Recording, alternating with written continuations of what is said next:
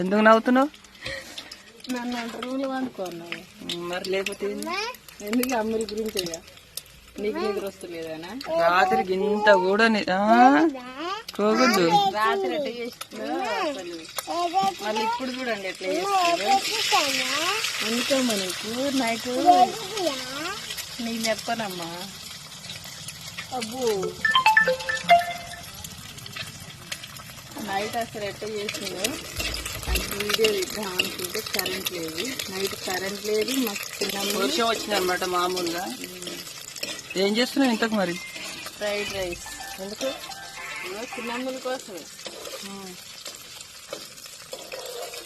Chicken ఉంది, అన్నం వేస్తా అంటే వద్దన్న. లేదు చికెన్ నైట్ సరిపోద్దా? చాలు మనకు చాలు.